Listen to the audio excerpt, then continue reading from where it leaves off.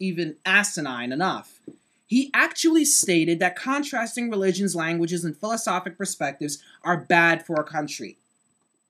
Now, he was speaking for the promotion of Europeans, which kind of stuns me because Europeans speak completely different languages other than English. I mean, we have Celtic languages, we have, Slovakian languages, etc.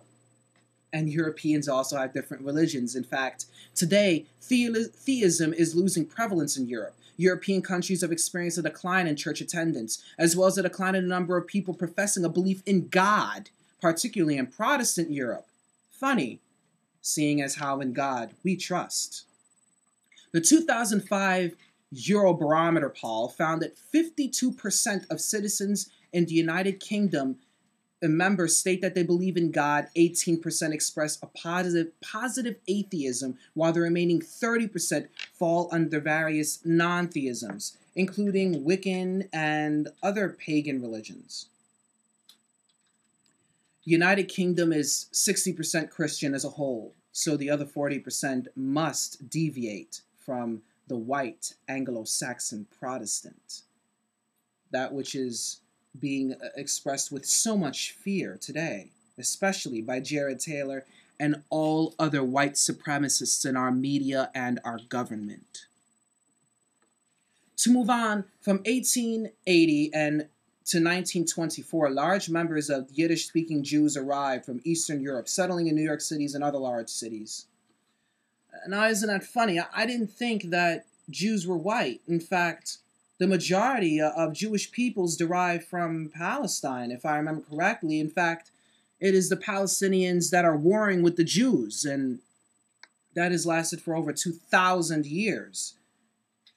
And this gentleman is actually stating that diversity is detrimental for our country. Well, by the year 1900, the 1.5 million Jews gave the United States third place in numbers behind Russia and Austria-Hungary. So now there's the vast number of Jews that are here, and now you have 35% of all the United States Nobel Prize winners in the 20th century having been Jewish. You also have Julius Orcus Adler from the Army, and he was a major general in World War I and in World War II. He commanded the 77th Infantry Division, received the Distinguished Services Cross, the Purple Heart, Silver Star, and Croix de Guerre, and was also a noted journalist and publisher with the New York Times. Funny, as he is not a white Anglo-Saxon Protestant. You also have Hyman Rickover, U.S. Admiral, father of the nuclear navy, and Maurice Rose, who was a major general in World War II, and he negotiated the unconditional surrender of the Germans in Tanzania, commanded the 3rd Armored Division, the 1st Division to cross the German border, and the 1st to breach the Siegfried Line, and he was killed in combat. Now, it isn't only Jewish peoples in the United States that actually have a positive influence in the United States, I suppose, to conflict with this anti-diversity. It was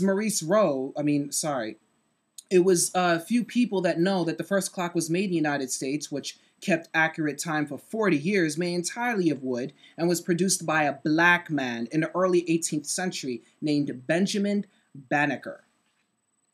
George Washington Carver, whose discoveries revolutionized agriculture, is best known African-American scientist, especially in the South. His botanical discoveries and invention rescued farmers from ruin when he recommended the use of nitrate-producing legumes in combat soil exhaustion from growing cotton. Now, isn't that funny? We may have even gone bankrupt if it wasn't for one of our black botanists. Dr. Daniel Hale Williams conducted the first open heart surgery. So God forbid Mr. Jared Taylor ever needed open heart surgery or was suffering from any heart-related problems. If it weren't for the diversity in this country, he would die. Philip Bazar, from the Civil War, an ordinary seaman in the United States Navy, the United States of America, on board of the USS Santiago de Cuba, was awarded a Medal of Honor. He was born in Chile, South America. You also have Hispanic Americans who gave their lives in defense of this country. It includes Joseph Gomez, Peter Marcius, Johnny Munoz, and Tony Pompa.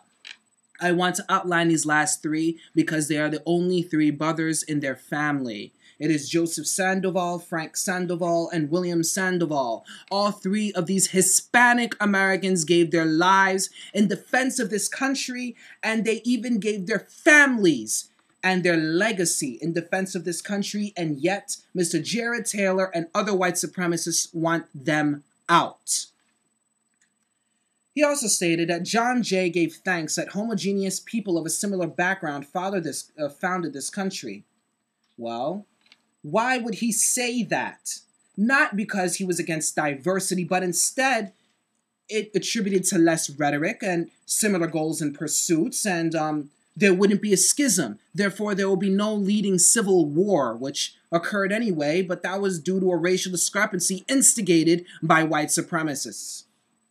This is exactly why the Pilgrims left Europe, is it not?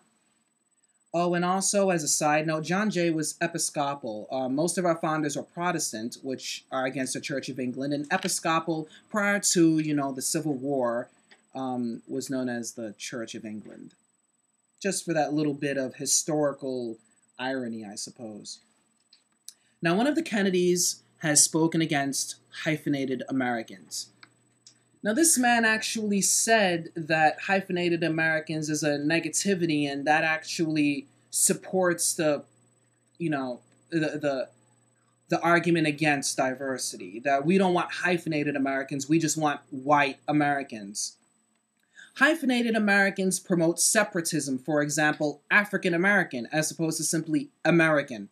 On that subject, African Americans aren't from Africa. They're pure and simply an American variant at this point. In other words, they were drawn from their home countries, they were infused into the society, and now they have no sense of origin except that of the society. Therefore, African Americans are Americans, and yet they're hyphenated. Why? Why, it wouldn't be separatism or perhaps white supremacy, would it? After 2 or 3 generations, white Americans become homogeneous with the rest of our culture, whereas others don't, as stated by Mr. Jared Taylor. What exactly are mafias, except a good deal of white Americans differentiating themselves from the rest of culture and actually defending themselves against our society by establishing a sort of, or infusing themselves within the black market subculture and the subculture of crime and rebelling against the society as a whole. You also have districts in New York City in particular, such as Little Italy, the Jewish district, the Polish district, and the Russian district. These are all obvious deviations from white Americans, what we consider to be WASPs in our proverbial suburbia and upper class. They don't look anything like those you would see in a Jewish district or the Polish district, many of whom are 3rd, 4th, 5th, 6th generation. They are fully fluent in English, certainly, and they're 100% assimilated, yes, but they are also very European and quite foreign indeed. There are participants of big business and residents of suburbia that the upper middle class and every upper middle class and every cultural origin. Only white Americans are respected by other white Americans. You see, my point in saying that is that you will see black rich men and women. In fact, you will even see Hispanic rich men and women. You just won't have them respected or, I suppose, assimilated into the elite class of our society. And why? Because white supremacy deems it that way.